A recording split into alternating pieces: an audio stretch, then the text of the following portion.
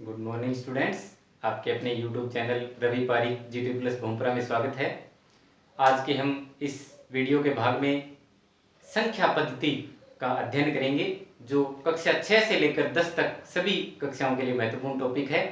विशेष आधार हम कक्षा 9 का लेके चलेंगे, जिसका पहला चैप्टर भी है नंबर सिस्टम यानी संख्या पद्धति। तो संख्याओं के बारे में अगर हम बात करते हैं तो सर्वप्रथम जो संख्याओं की खोज हुई वो कहाँ से हुई?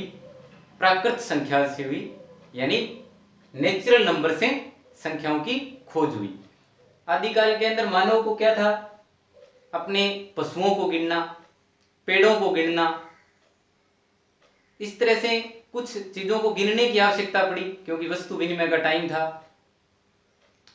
इसका मुद्रा का आविष्कार हुआ नहीं था। तो उस समय उनको कुछ काउंटिंग की आवश्यकता पड़ी। तो उन्होंने इस तरह से, जैसे पेड़ गिनने हैं, तो अब अगर हमें पेड़ गिनने, तो पेड़ गिनने कहाँ से स्टार्ट करेंगे हम? 1 पेड़, 2 पेड़, 3 पेड़, 4 पेड़, या किसी को भेड़ें गिननी है अपनी, तो गिनेगा कि मेरी ये 1 भेड़ हो गई, 2 भेड़ हो गई, 3 हो गई। इस तरह से यानी जो प्रकृति से डायरेक्ट जुड़ी हुई संख्याएं थी, उन संख्याओं को प्राकृत संख्या कहा गया, जो कि काउंटिंग में कहां से स्टार्ट हुई? 1 से। 1, 2, 3, 4, 5, 6, इस तरह से सारी की सारी संख्याएं जिनको हम पूर्ण अंक के रूप में गिन सकते हैं, और 1 से शुरू होती है, क्या कहलाती है? प्राकृत संख्या। लेकिन जब 1, 2, 3, 4, 5, 6 करते करते 9 पे पहुंच गए, तो वहां पर एक और अक्षर की आवश्यकता पड़ गई, जिसको जीरो कहा गया है। इसका आविष्कार भी ये मानते हैं भी जीरो का आविष्कार है, या जीरो का जो सर्वप्रथम कंसेप्ट है वो भारत के अंदर ही लाया गया था। तो ये जो जीरो अगर और इन संख्याओं में सम्मिलित कर दिया जाए, तो संख्याएं क्या बन जाती है? पूर्ण संख्या। यानी पूर्ण संख्या किसे कहते हैं? संख्याओं का ऐसा संग्रह जिसमें जीरो से जो स्टार्ट होता है और अनंत तक चलता है। 0, 1, 2, 3, 4, 5, 6, 7, 8, 9, 10, 11, 12, इस तरह से जहां तक आप काउंट कर सकते हो, यानी अनंत तक। अनंत मतलब जहां तक हम पहुंच नहीं सकते, तो जहां तक आप काउंट कर सकते हो वो सारे के सारे अंक क्या कहलाएंगे? पूर्ण अंक कहलाएंगे। इसमें ध्यान देने वाली चीज है, इसमें कोई आधा अंक या पौना अंक ऐसे नहीं है कि 1/3, 1/4 ऐसे अंक इसके अंदर नहीं है, ना ही इसके अंदर ऋणात्मक संख्याएं हैं। तो संख्याओं का ऐसा संग्रह जिसके अंदर पूर्ण अंक होते हैं और सारे के सारे धनात्मक होते हैं, साथ में जीरो भी होता है। जीरो को धनात्मक या ऋणात्मक की श्रेणी में नहीं रखा जाता, क्योंकि ये दोनों ही श्रेणी में आता है। तो 0, 1, 2, 3 ये सारे के सारे क्या हैं? पूर्ण संख्याएं हैं। इसके बाद ये सारी धनात्मक संख्याएं आ गई, जिसके आगे सिंबल नहीं है, तो इसका मतलब वो धनात्मक संख्याएं। और भी बहुत संख्याएं बच गई जिनके आगे ऋणात्मक जो अंक होते हैं सारे के सारे। तो अगर ऋणात्मक अंकों को भी इनमें सम्मिलित कर दिया जाए, यानी 0, 1, 2, 3 हैं, साथ में -1, -2, -3, -4, इस तरह से कुल मिला के कह सकते हैं प्लस अनंत और इधर माइनस अनंत, यानी माइनस अनंत से प्लस अनंत तक, यानी बीच में जितनी भी संख्याएं जो पूरे अंकों सारे धनात्मक और सारे ऋणात्मक क्या कहलाएंगे? पूर्णांक संख्या कहलाएगी। इसको इंटीजर भी बोलते हैं, और जेड से भी इसको रिप्रेजेंट करते हैं, जेड फॉर जेलम, ये विदेशी शब्द है। तो ये क्या कहलाते हैं? पूर्णांक संख्याएं। सबसे पहले प्राकृत संख्या, फिर पूर्ण संख्या, यानी इसके संग्रह के अंदर जीरो और ऐड हो गया, फिर सारी माइनस वाली संख्याएं भी इस संग्रह के अंदर ऐड होगी, तो ये क्या कहलाएगी? पूर्णांक संख्या। इसके बाद आती है परिमेय संख्या। वे संख्याएं जिन्हें P/Q के रूप में लिखा जा सके, जहां P और Q पूर्णांक हो तथा Q नॉट इक्वल टू 0 हो, क्या कहलाती है? परिमेय संख्याएं कहलाती है। इसको रेशनल नंबर भी बोलते हैं, QR से इसको रिप्रेजेंट करते हैं हम। वे संख्याएं जिन्हें P/Q के रूप में व्यक्त किया जा सके, जैसे 1, तो 1 को लिखा जा सकता है 1/1, 0 को लिख सकते हैं 0/1, 2, तो 2 अगर ऐसे देखते हैं तो 2 तो क्या है? प्राकृत संख्या है। 2 क्या है? पूर्ण संख्या है। 2 क्या है? पूर्णांक संख्या भी है, लेकिन 2 परिमेय संख्या भी है, क्योंकि 2 को हम लिख सकते हैं 2/1। वे संख्याएं जिन्हें P/Q के रूप में लिखा जा सके, जहां P और Q क्या हो? पूर्णांक हो। तो यहाँ p भी पूर्णांक है और q भी क्या है, पूर्णांक है, यानी 2/1। इस प्रकार और भी माइनस वाली सारी संख्याएं भी कह सकते हो आप, -2/3, कुछ भी ऐसी संख्या जिसको हम इस तरह से व्यक्त कर सकें जहां एक अंश हो और एक हर हो।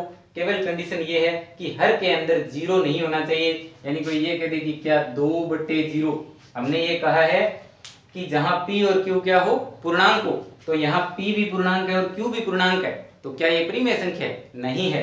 क्यों? क्योंकि ये कंडीशन है कि q नॉट इक्वल टू क्या होना चाहिए, 0 होना चाहिए, 0 के अलावा कोई भी पूर्णांक हो। कुछ उदाहरण और मैं देखता हूं, जैसे 1.2/5, क्या ये परिमेय संख्या है? क्योंकि अभी हमने कहा है कि परिमेय संख्या वे हैं जिन्हें p/q के रूप में व्यक्त किया जा सके। तो जहां p और q पूर्णांक हो, तो यहाँ p पूर्णांक है क्या, 1.2 तो पूर्णांक नहीं है, तो इसका मतलब क्या ये परिमेय संख्या नहीं है? ये परिमेय संख्या है। क्यों है? क्योंकि परिभाषा क्या कहती है, p/q के रूप में लिखा जा सके, जहां p और q पूर्णांक हो, यानी इसको व्यक्त किया जा सके। तो इसको व्यक्त कर सकते हैं हम, पॉइंट को रिमूव करके बटे में क्या लगा देंगे, 10। अब इसको अब जितना सरलीकरण कर सकते हो, ये 6 आ जाएगा, ये 5 आ जाएगा, तो 6/25, जो कि एक परिमेय संख्या है। इसलिए वो संख्या कैसी है, परिमेय संख्या है, क्योंकि हम इसको व्यक्त कर सकते हैं। अगर व्यक्त कर सकते हो तो वो परिमेय संख्या कहलाएगी। परिमेय संख्याओं के अलावा जो भी संख्याएं बच गई, यानी जिनको p/q के रूप में नहीं लिखा जा सके, वो सारी संख्याएं क्या कहलाएगी, अपरिमेय संख्याएं कहलाती है, यानी जिन्हें p/q के रूप में नहीं लिखा जा सके या नहीं व्यक्त किया जा सके।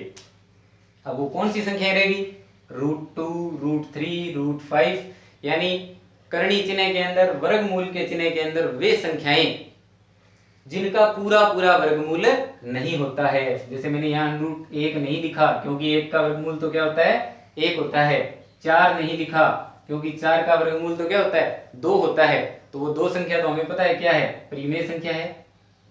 तो वे संख्याएं जिनका पूर्ण वर्गमूल नहीं होता है, वो सारी संख्याएं अंडर रूट के अंदर अपरिमेय संख्याएं होती है। क्योंकि आप 2 का अगर वर्गमूल करना चाहोगे तो 1.4, 1, 4, 5 इस तरह से वो चलता रहेगा। इसी प्रकार 3 का 1.7, 3, 2 आगे अपरिमित रूप से बदल बदल के आगे अंक आते रहेंगे, यानी पूरा इसका वर्गमूल नहीं हो पाएगा। तो √7, √8, इस तरह से √6, जो भी संख्याएं जिनका पूरा वर्गमूल नहीं है, सारी की सारी क्या कहलाएगी, अपरिमेय संख्याएं।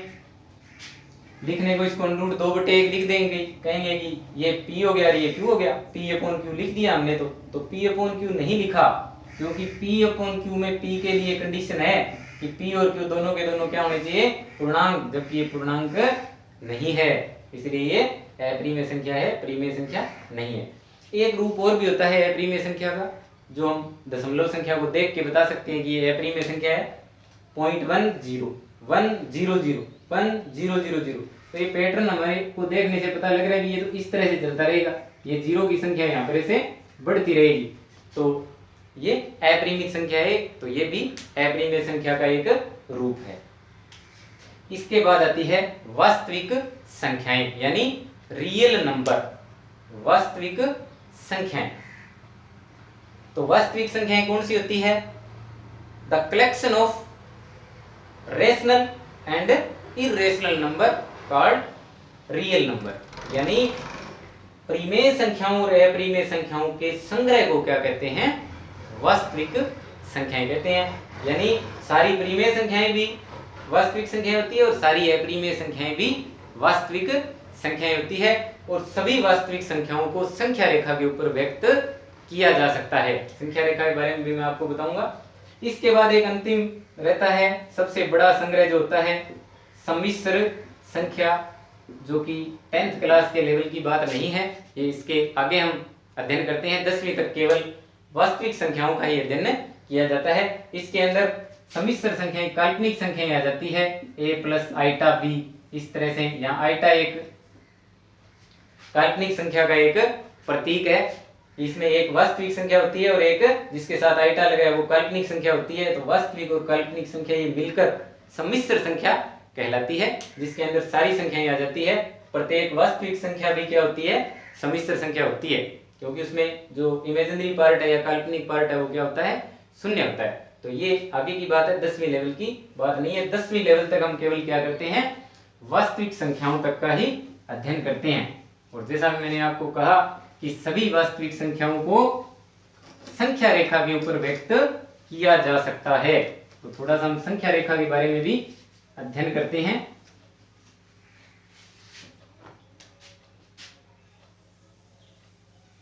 संख्या रेखा, तो संख्या रेखा के मध्य में हम 0 लिख देते हैं। संख्या रेखा में जैसे जैसे हम दाईं तरफ जाएंगे, बाएं से दाईं तरफ जाएंगे, तो संख्या क्या है, उसके अंदर वृद्धि होती रहती है यानी बढ़ती रहती है। और बाईं तरफ जाएंगे तो ये क्या है, घटती रहेगी। -1, -2, -3, -4, -5, -6, इस तरह से। अब इसके अंदर हमें सारे क्या दिखाई दे रहे हैं, पूर्णांक दिखाई दे रहे हैं। इन पूर्णांकों के बीच में परिमेय और अपरिमेय सारी संख्याएं हैं।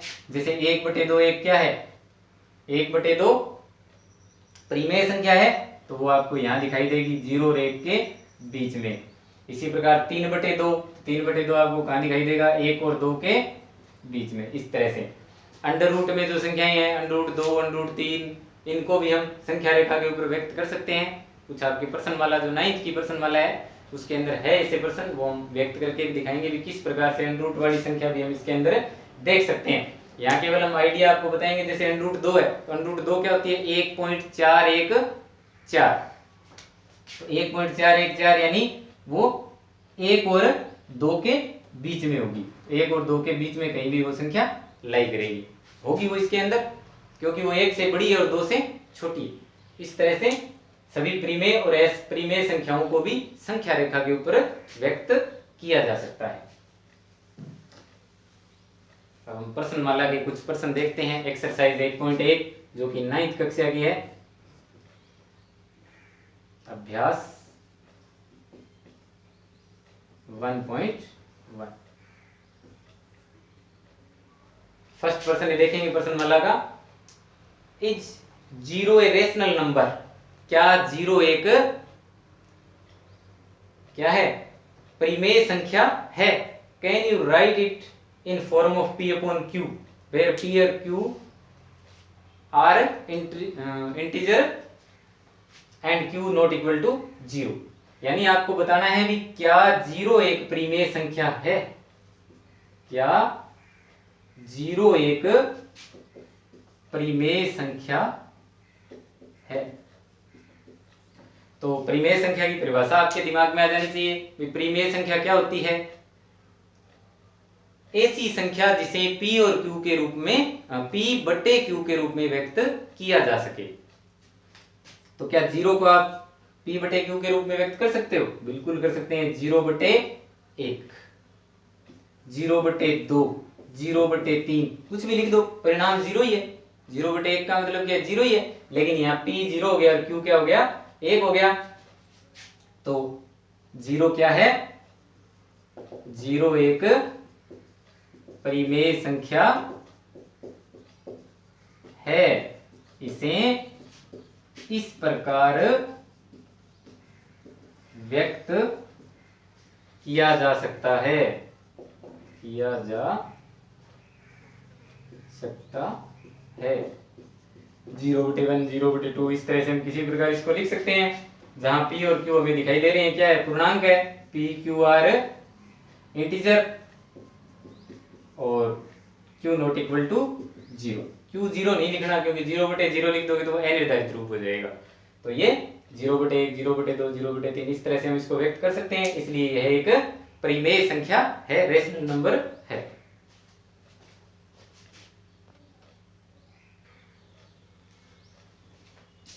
कुछ एक प्रश्न इस तरह से भी पूछे जाते हैं कि क्या सभी पूर्ण संख्याएं परिमेय संख्या होती है, क्या सभी पूर्ण संख्याएं परिमेय संख्याएं होती है। तो इसका उत्तर क्या होगा, यस होगा, क्योंकि पूर्ण संख्याओं में सबके नीचे हम एक एक लगा सकते हैं, उनको व्यक्त कर सकते हैं, तो वो सारी संख्याएं क्या होती है, परिमेय संख्याएं होती है। इसी प्रकार प्राकृत संख्याएं क्या सारी पूर्ण संख्याएं होती है? बिल्कुल होती है, क्योंकि प्राकृत संख्याएं मैंने आपको बताया 1 2 3 यहाँ से स्टार्ट होती है, पूर्ण संख्याएं 0 से स्टार्ट होती है, 0 1 2, तो 0 तो उसमें क्या है, अतिरिक्त है, तो सारी प्राकृत संख्याएं तो पूर्ण संख्याओं में आ गई। तो इस तरह से आपको अगर नंबर सिस्टम पूरा पता है तो आप अच्छी तरह से उनको उसका अवलोकन करके ऐसे प्रश्नों के उत्तर दे सकते हो। प्रश्न नंबर 2 देखेंगे प्रश्नमाला का।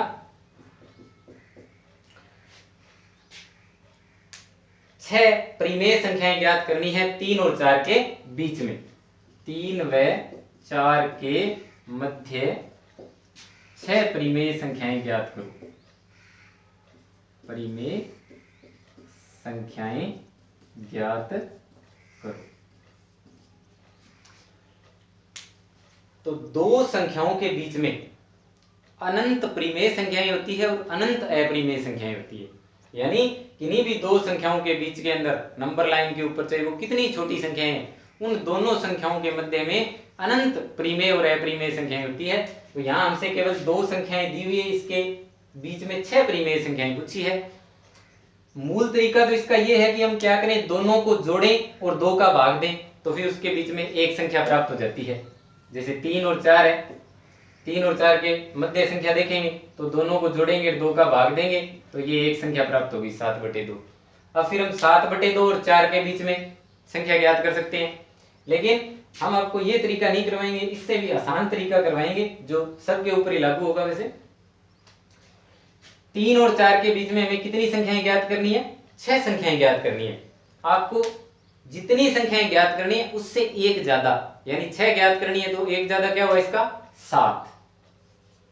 दी गई संख्याओं को 3 को भी तो क्या करोगे, ऊपर नीचे 7 से मल्टीप्लाई कर लोगे, और 4 को भी ऊपर नीचे 7 से मल्टीप्लाई कर लो। ऊपर नीचे मतलब ये 3 है तो 3 को हम 3/1 लिख सकते हैं ऐसे, और इसको 7/7 से गुणा करने का मतलब 1 से गुणा करना।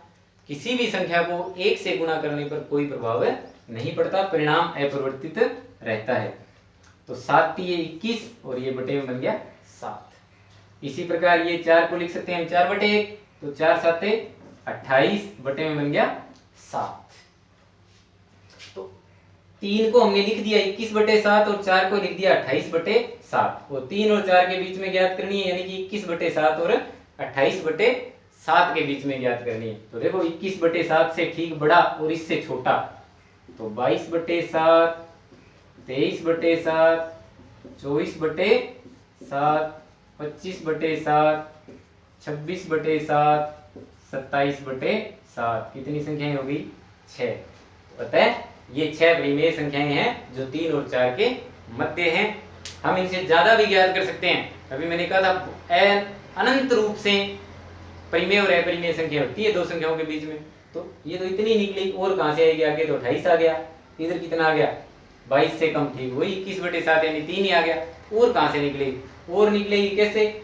यहाँ 7/7 से मत मल्टीप्लाई करो आप, 14/14 से कर दो, 15/15 से कर दो, यानी जितनी बड़ी संख्या से आप मल्टीप्लाई करोगे बीच का गैप उतना ही बढ़ता जाएगा और उतनी ही ज्यादा संख्याएं आपको प्राप्त हो जाएगी। आंसर इसमें यूनिक नहीं होता कि यही उत्तर निकले, उत्तर आप और भी निकाल सकते हो। दो संख्याओं के बीच में आपको 6 संख्याएं ज्ञात करनी है, आपका उत्तर अलग भी हो सकता है।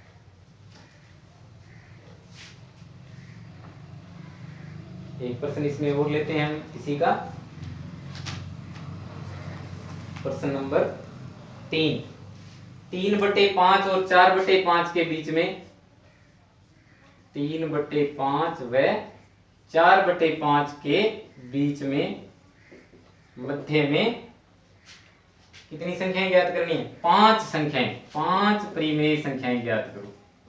परिमेय संख्याएं ज्ञात करो। तो 5 परिमेय संख्या ज्ञात करनी है। तो अभी आपको बताया 6 ज्ञात करनी थी तो 7 से ऊपर नीचे गुणा किया। अब हमें कितनी ज्ञात करनी है? 5, तो हम 6 से ऊपर नीचे मल्टीप्लाई करेंगे। 3/5 को किससे मल्टीप्लाई करोगे? 6/6 से। इसी प्रकार 4/5 को भी किससे मल्टीप्लाई करेंगे? 6/6 से।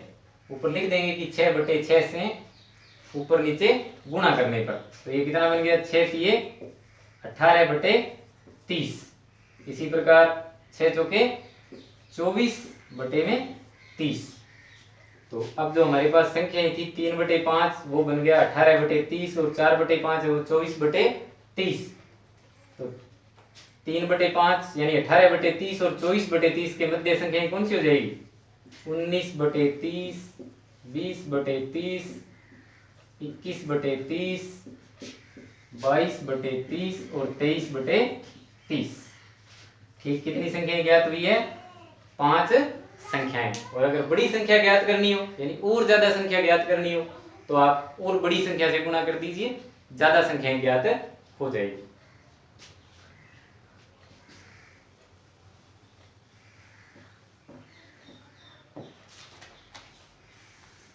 प्रश्नमाला का अंतिम प्रश्न देखते हैं हम, चौथा। जो कुछ कथन दिए हुए हैं आपको बताना है कि ये कथन सत्य है या असत्य है। Every natural number is a whole number. Every natural number is a whole number यानी प्रत्येक प्राकृत संख्या पूर्ण संख्या होती है। प्रत्येक प्राकृत संख्या पूर्ण संख्या होती है। तो आपको सेट दिमाग में होना चाहिए कि प्राकृत संख्या क्या होती है? ये होती है। और पूर्ण संख्या क्या होती है? ये होती है। तो प्रश्न ये है कि क्या प्रत्येक प्राकृत संख्या पूर्ण संख्या होती है? तो ये सारी की सारी संख्या इसमें समाहित है। इसका मतलब कथन क्या है? सत्य। एक जीरो इसमें अतिरिक्त है तो ये सारी संख्याएं तो है ही इसके अंदर, तो ये कथन क्या हुआ? सत्य हुआ।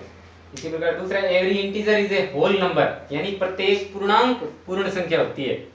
तो आपको इंटीजर का बताना, इंटीजर क्या होते हैं?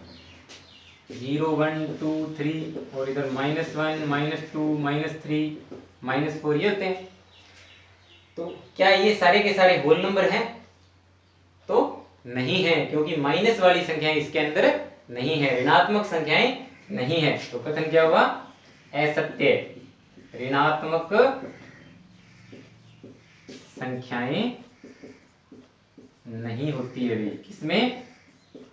पूर्ण संख्याओं में ऋणात्मक संख्याएं नहीं होती है। Every rational number is a whole number यानी प्रत्येक परिमेय संख्या एक पूर्ण संख्या होती है। प्रत्येक परिमेय संख्या एक पूर्ण संख्या होती है। तो हमें पता है परिमेय संख्या कौन सी होती है? ये भी तो परिमेय संख्या है, 1/2, 1/3 ये सारी परिमेय संख्या है। तो क्या ये पूर्ण संख्या है? नहीं है। तो प्रत्येक परिमेय संख्या पूर्ण संख्या नहीं होती। ये भी क्या है? सत्य कथन है। प्रत्येक पूर्ण संख्या परिमेय संख्या होती है, लेकिन प्रश्न विपरीत है, प्रत्येक परिमेय संख्या पूर्ण संख्या होती है, तो ये नहीं होती। धन्यवाद।